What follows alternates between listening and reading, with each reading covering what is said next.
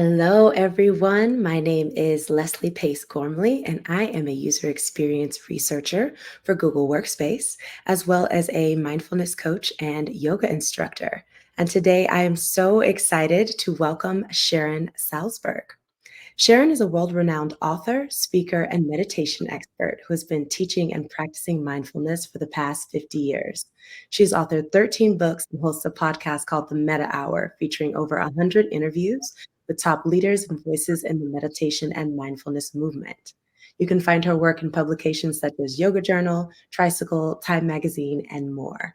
Her upcoming book, Finding Your Way Meditations, Thoughts, and Wisdom for Living an Authentic Life, is set to be released on October 10th and is available for pre-order. At the end of our talk today, we will host a Q&A, so please add your questions in the comments. Welcome, Sharon. Thank you so much. It's such a great delight to be here and with you all. Here is here and there's there, I suppose, on one level, but another level, we're together. So. Exactly, all on one plane. And of course, we obviously love you at Google. This is your sixth Talks at Google. Did you know that your videos have garnered over 150,000 views just for the Talks at Google videos? No, I'm excited. Yes, well, the message has been spread, and we are so thankful to have you here to just share your wisdom with us.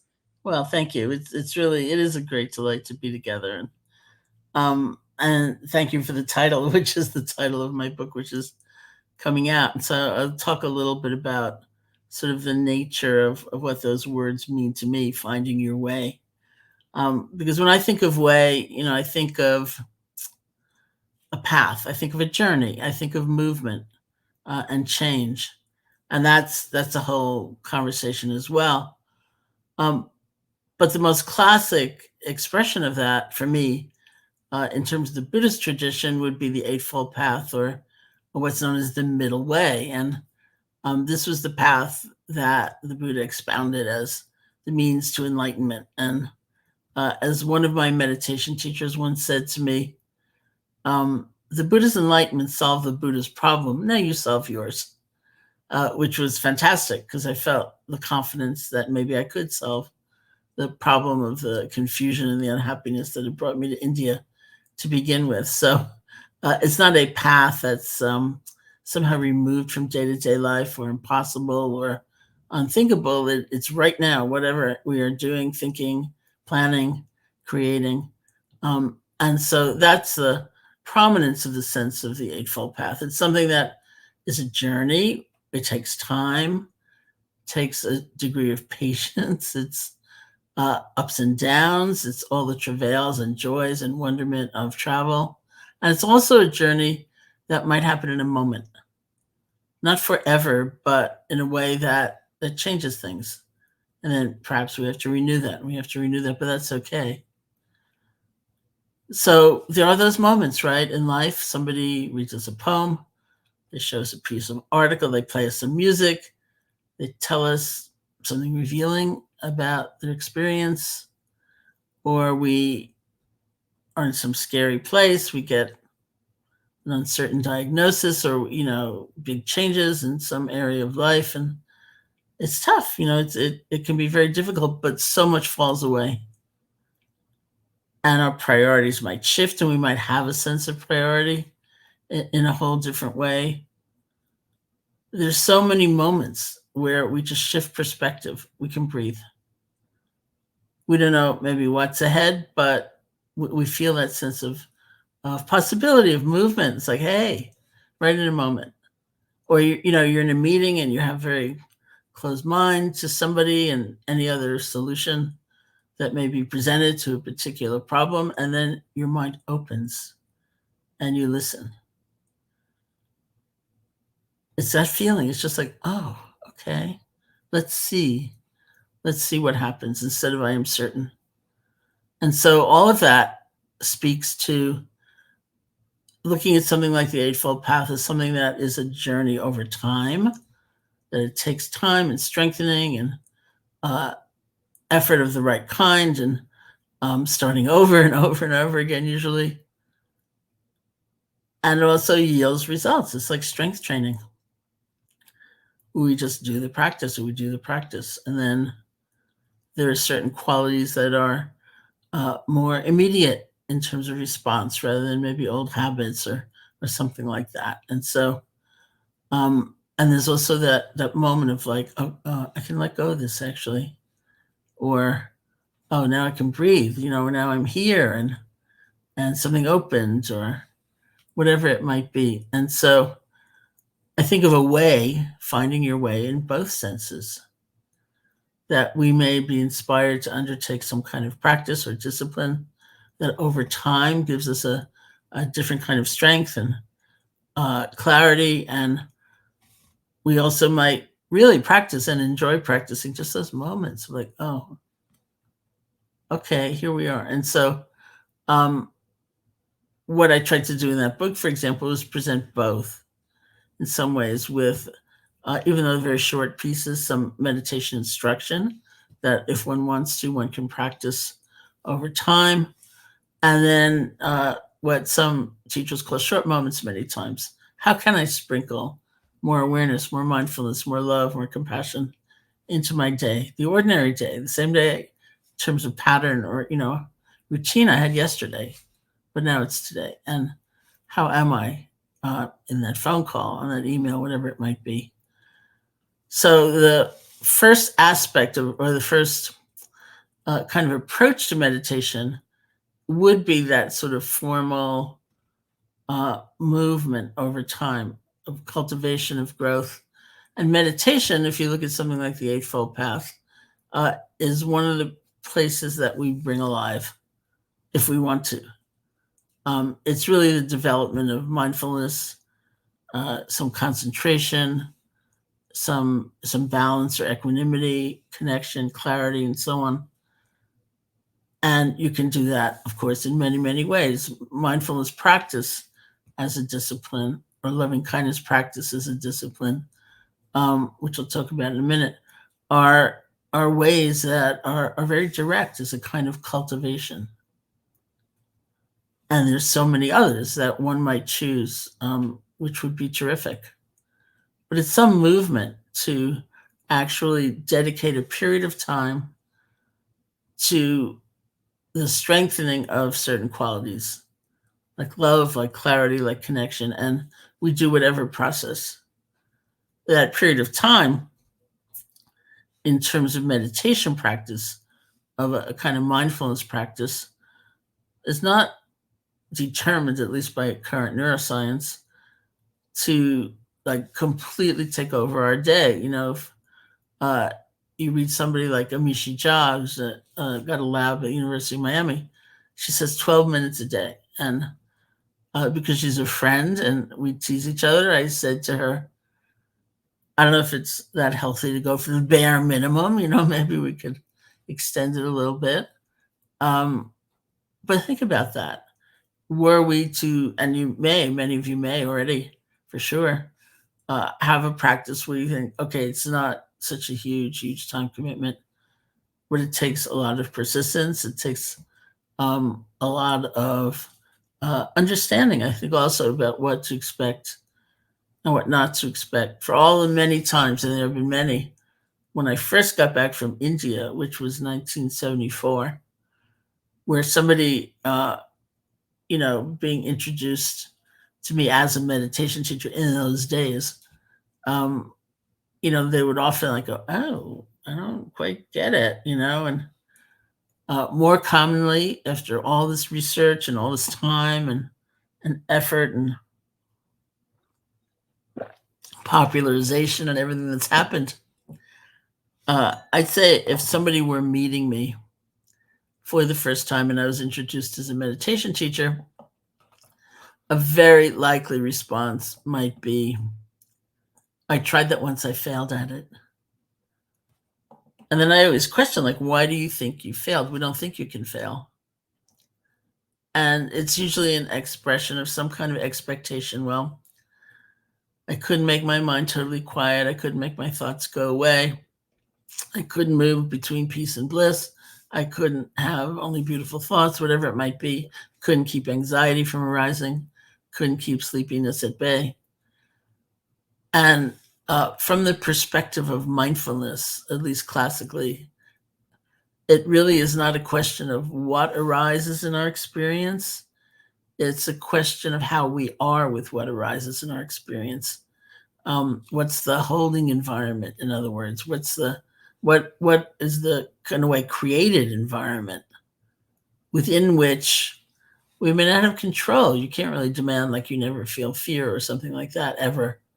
You can change conditions, so maybe it's not so very likely so common, but never, not really. It's not going to happen. And so we work very much with that kind of holding environment, which lo and behold proves to be a better transformative process than being ashamed of what we're feeling or hating what we're feeling or trying to deny what we're feeling and go numb against what we're feeling, whatever it might be.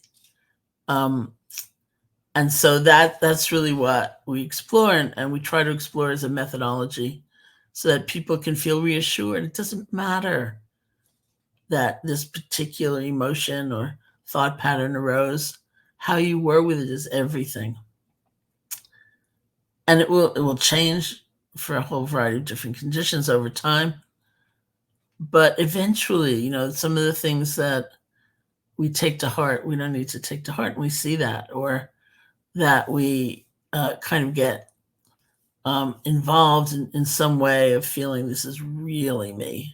This is who I really am, and nothing else counts. Or when things get out of balance in those ways, or when we add shame or denial, all the things we are very tempted to add, you come to see it doesn't really work in the long term. It's not an effective way of dealing with something that is difficult to deal with, and that we realize that we don't seem to be in control of what will arise in our minds. And so, can we be with them in a way that's present, that's balanced, that is even kind? It's like recognizing that so many of the patterns we have that are difficult for us, limiting for us and holding us back in some way. So many of them were adaptations of something that might have been a smart strategy at some point, but there are options now. And especially there is the option of awareness.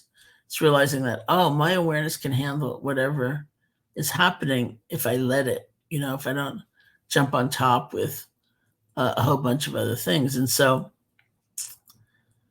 that's the essence of mindfulness practice, is not trying to get rid of troublesome things, but actually being able to be present to them in a different way. And that's something we can do. And we look at all the constituent elements of that openness, that presence,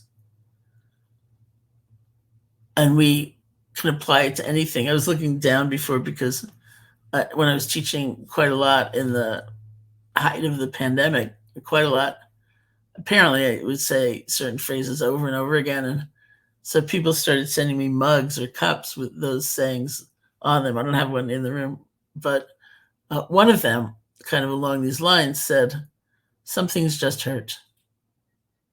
Something's just hurt." Another cup said something like, "We have to allow the dignity of all our feelings," both of which apparently I say a lot.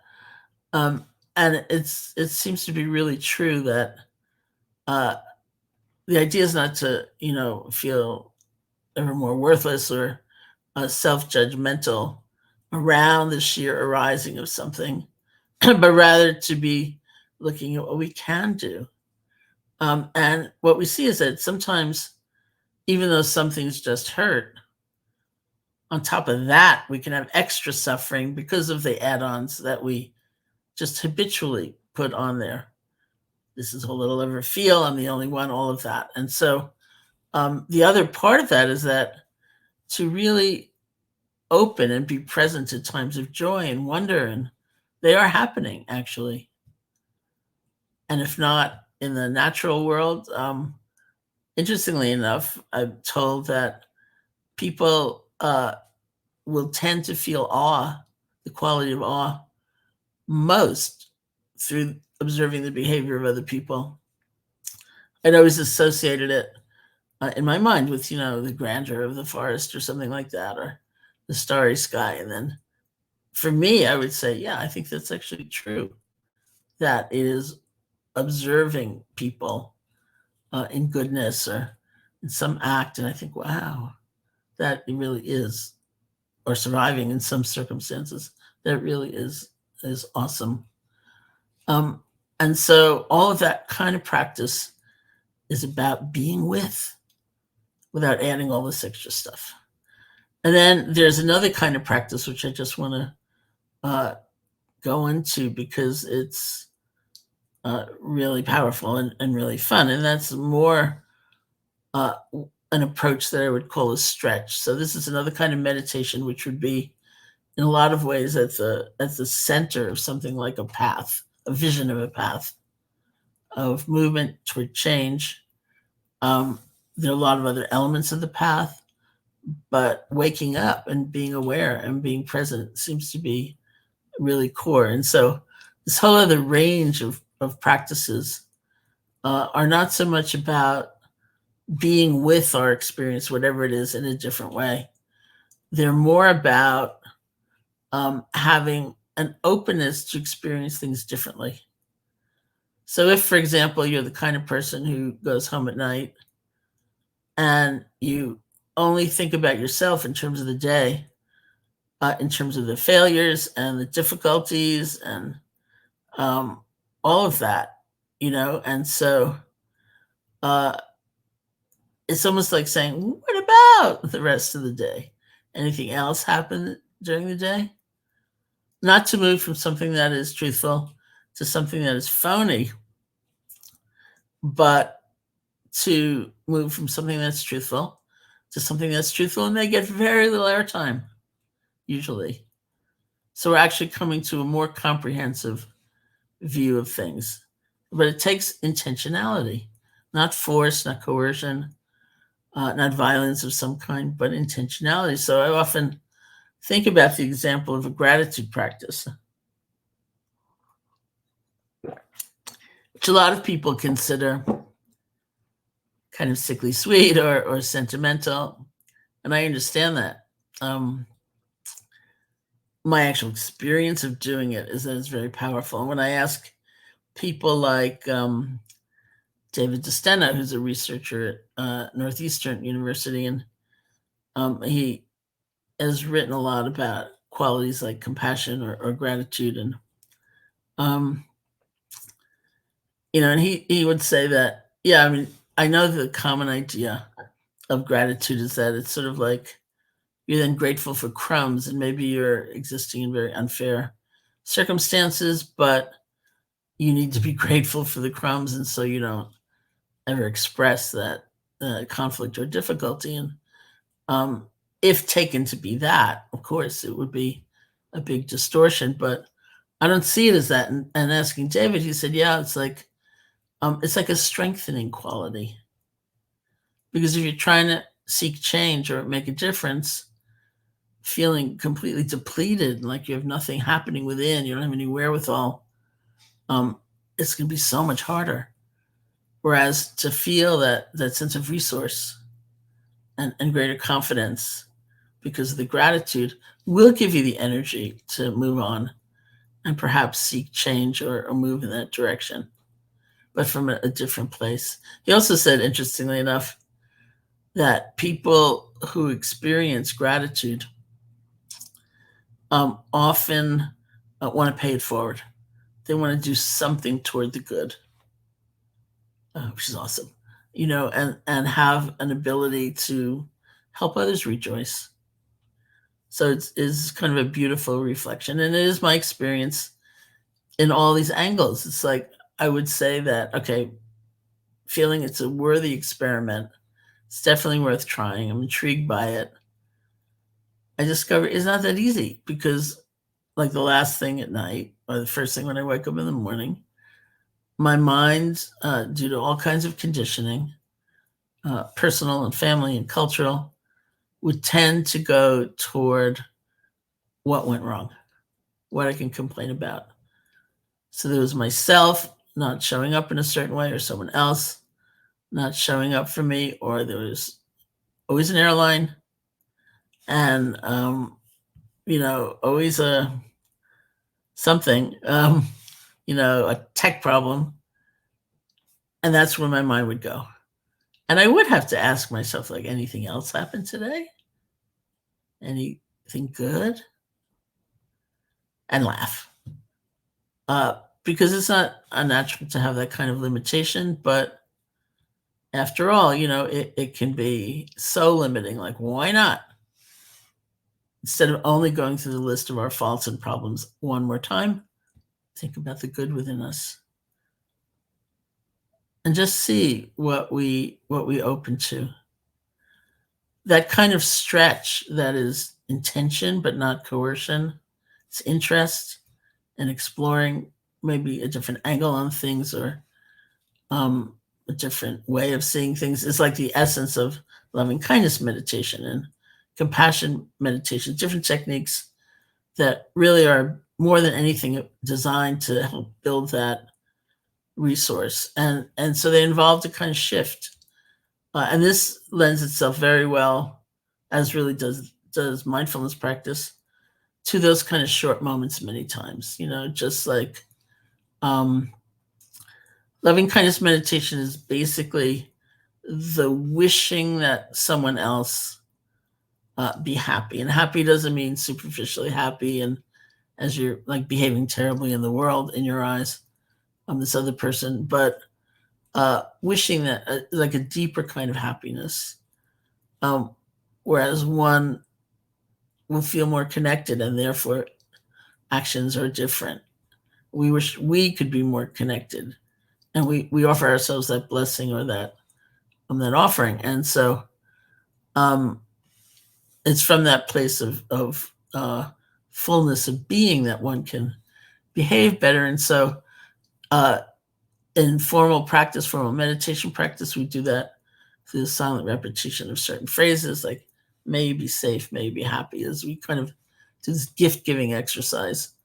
In meditation, in life, it might be, as one friend of mine said, she looks at all the little faces and the squares if you're zooming, or you have that facility in your particular platform.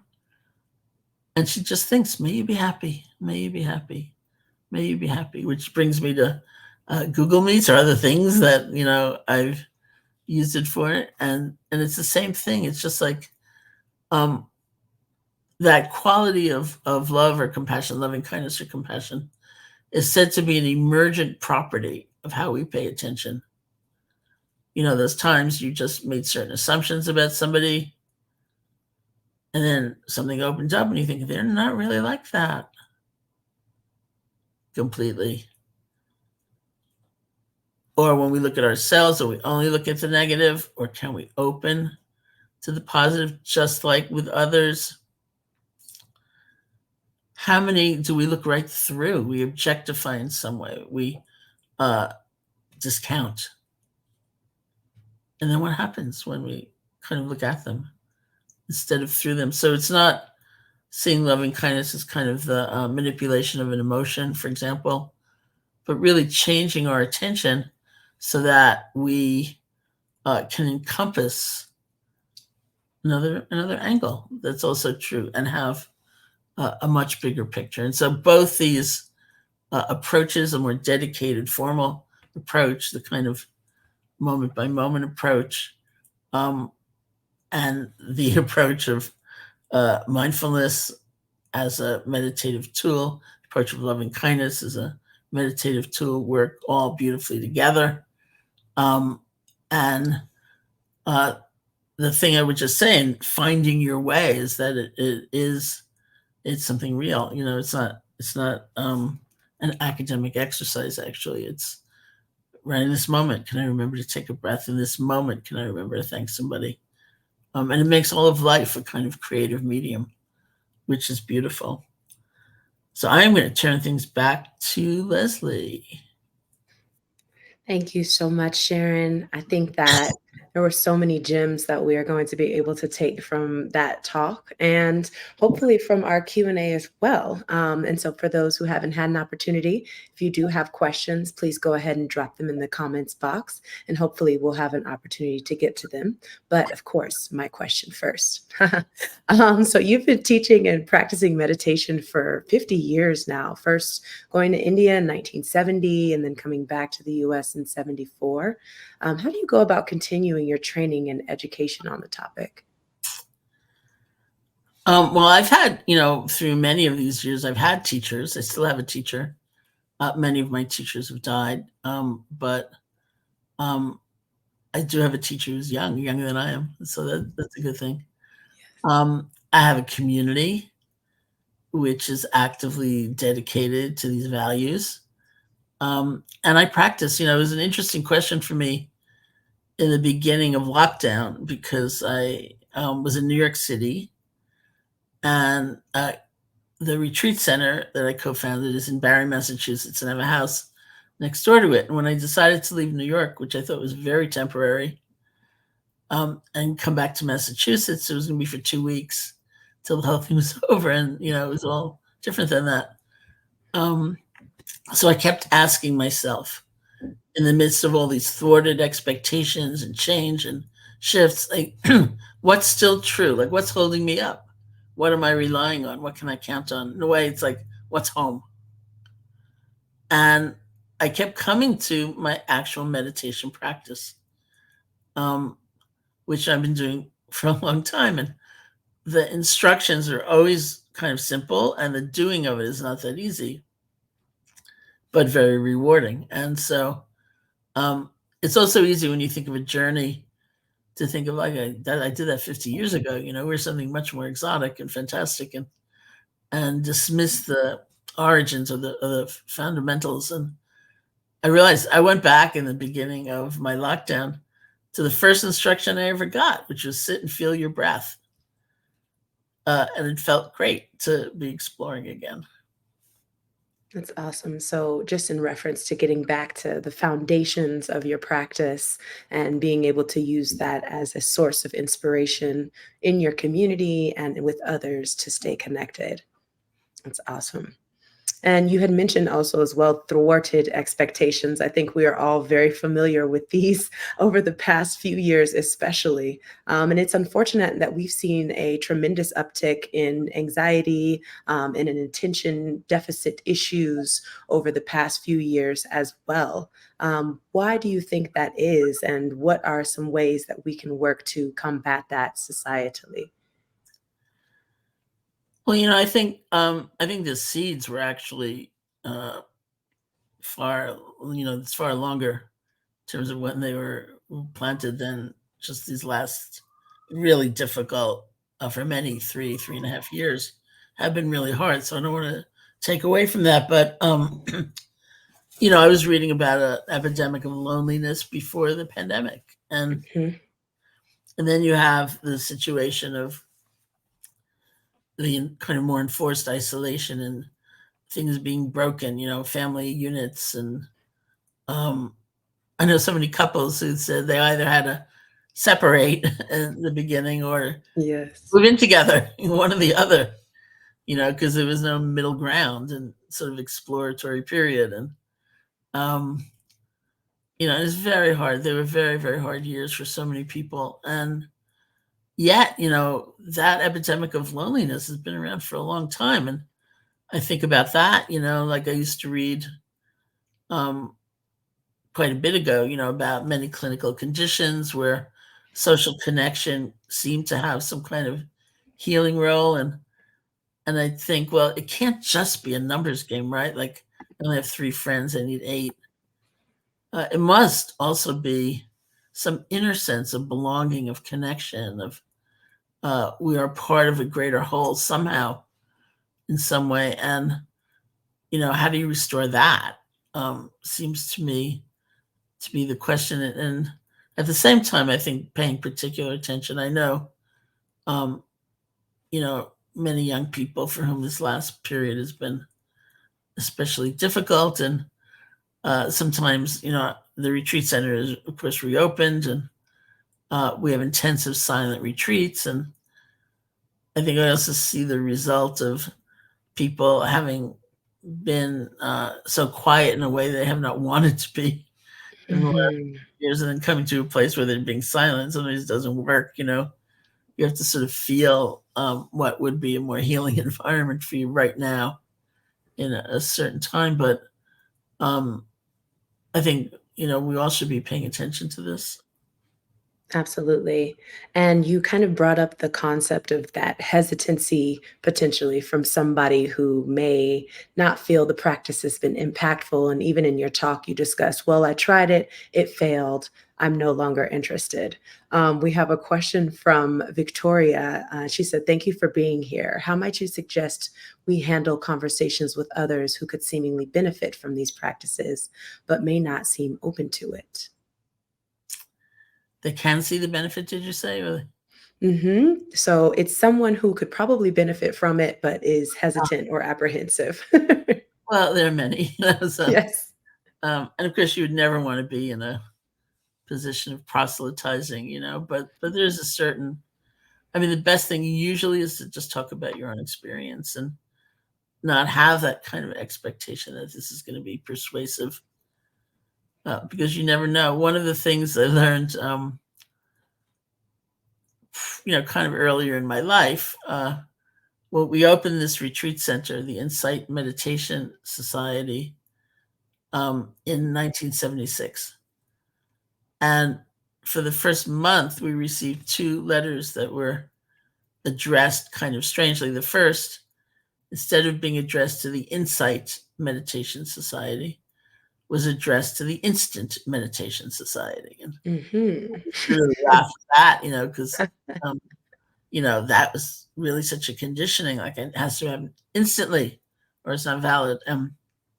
The other envelope, though, became my favorite, and that one, instead of being addressed to the Insight Meditation Society, was addressed to the Hindsight Meditation Society. And I love that, because I feel like there have been so many times in my life where maybe I've been doing a meditation practice thinking nothing was happening, Mhm. only to look back later and say, oh, look at that, something was happening.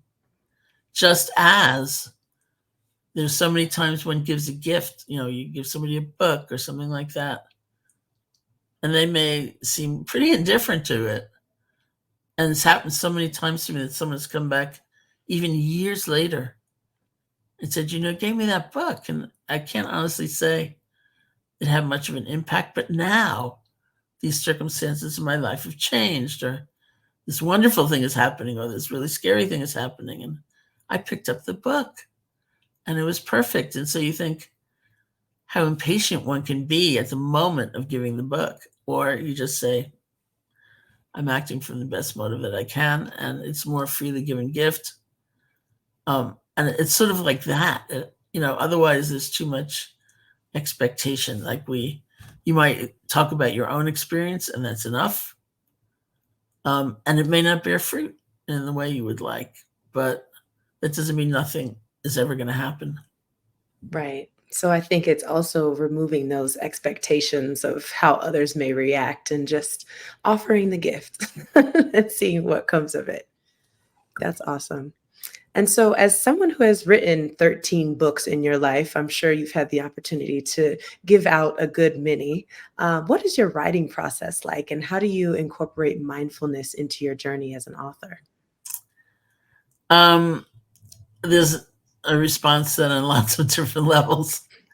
Um, on the deepest level, I mean, I think the the nature of the best writing I can do is very similar to mindfulness. And I wrote a book many years ago called Faith, and it was a very difficult book for me to write. It's really about my own faith journey, and taking a very different meaning of faith than we ordinarily have as belief or dogma. And so, um, you know, when that book came out, it was like a tremendous thing, but it was really hard to write.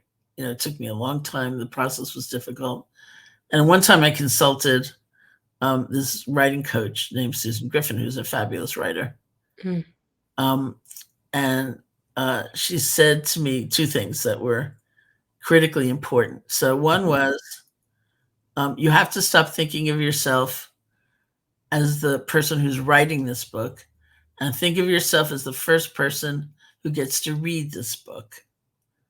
And that was enormous, because I could sort of step back, and see what was coming through rather than feeling like I am the one who's creating this. And then the other piece of advice was something like, people would think you're writing a book about a topic like that because you know all about it and you want to impart your expertise. More likely, you're writing a book like that because you want to understand it more.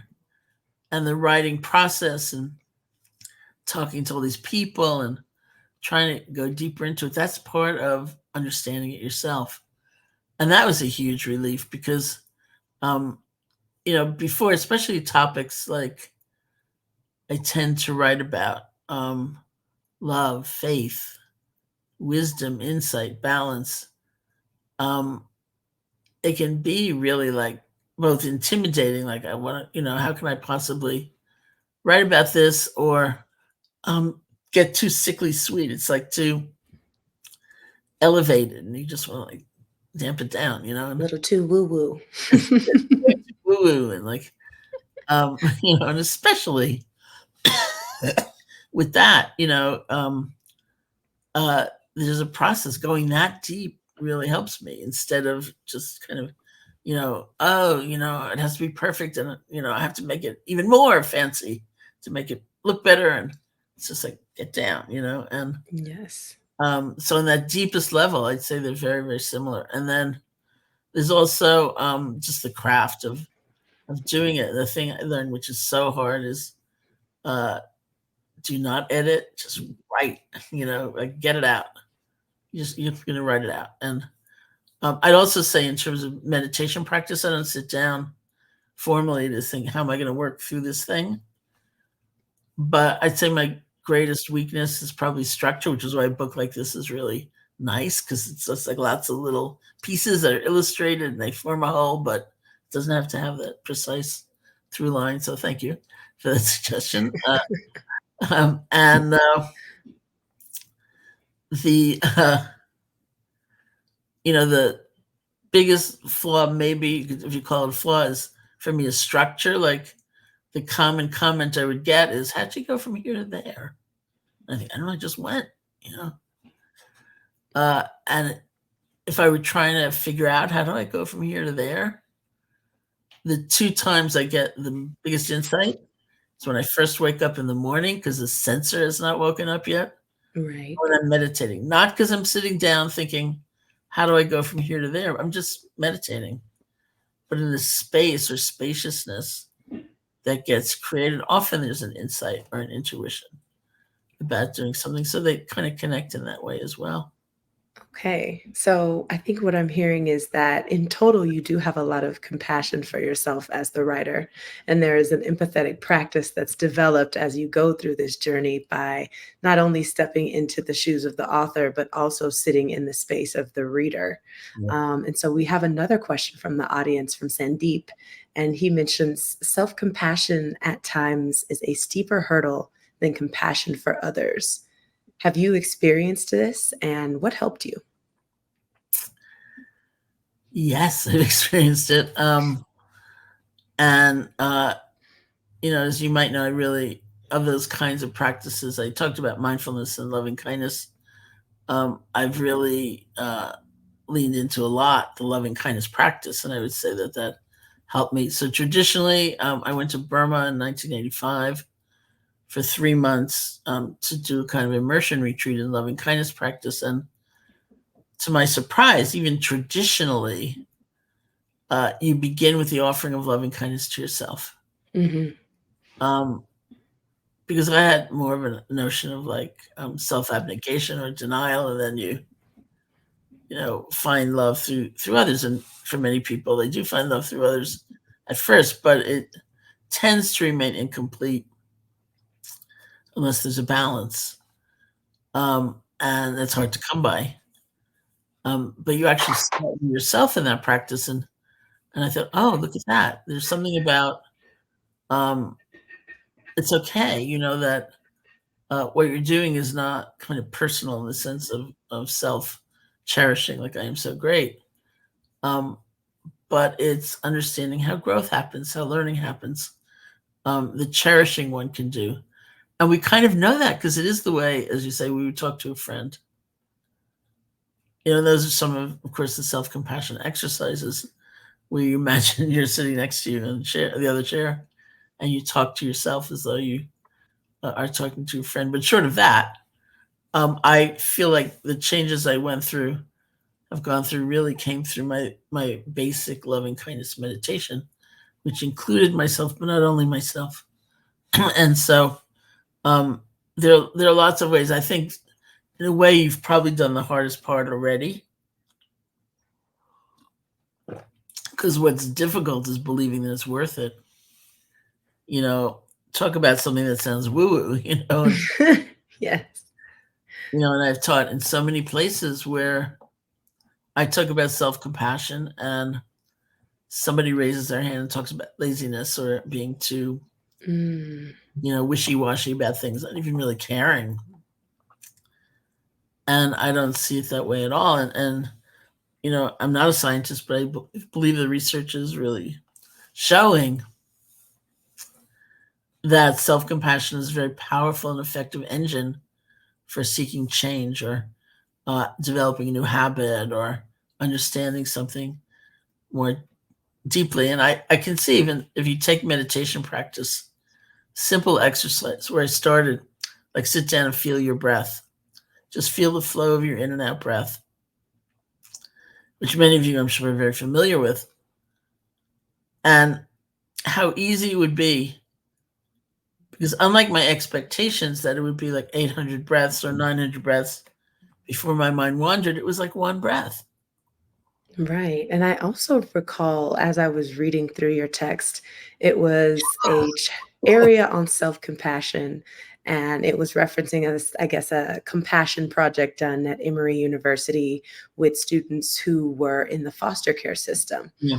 And the physical impact of even their establishing compassion and self compassion was decreased inflammation in their bodies, which, as we know, inflammation can lend towards so many other health issues. So, even using that science and research to inspire oneself towards increased self compassion is that can lower your opportunity for these health issues later in life.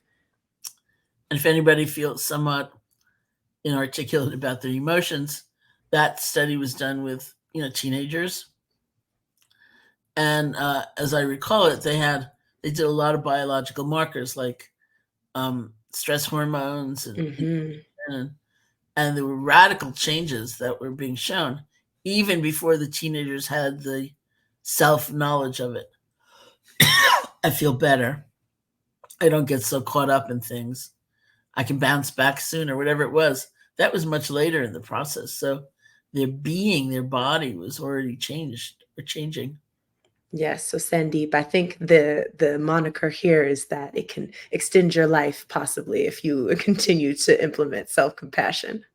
But also, I think what you brought up in terms of your author's journey, we established that you have compassion for self, but you also brought up the concept of perfectionism and kind of delving into that a little bit. There was a quote in the book that really stuck with me, and I hope it resonates with our perfectionist community, but it was to deny the truth of change, to hold on to the perfect is delusion or perfectionism. Similarly, there is a perfect love and there is perfectionism, which is a barrier to love. Perfectionism is a brittle state focused on achieving and maintaining unwavering external standards.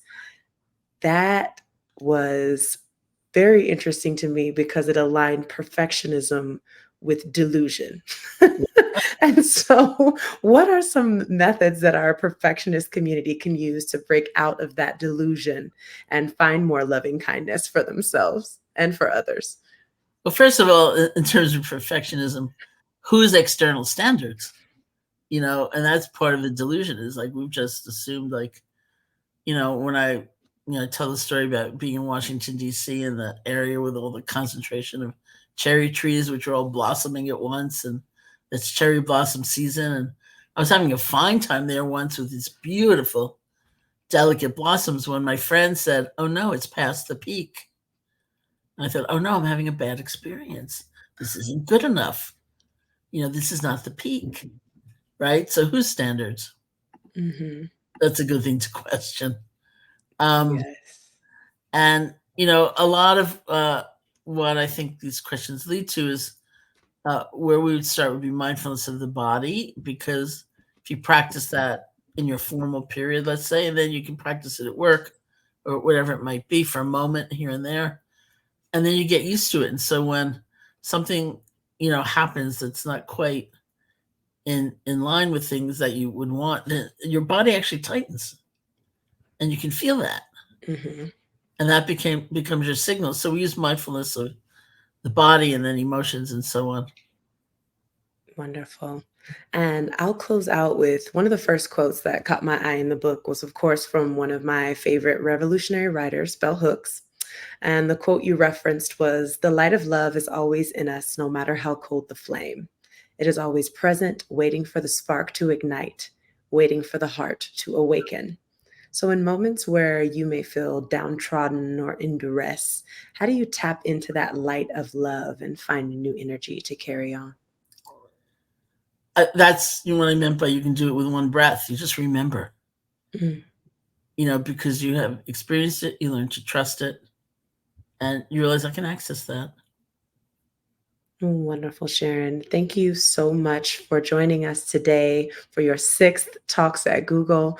We are so fortunate to be able to partake in your knowledge, and we very much look forward to your upcoming book as well. If you all were to go on Sharon's website, you will be able to pre order there as well as any additional book outlets. Thank you so much, Sharon. Thank you.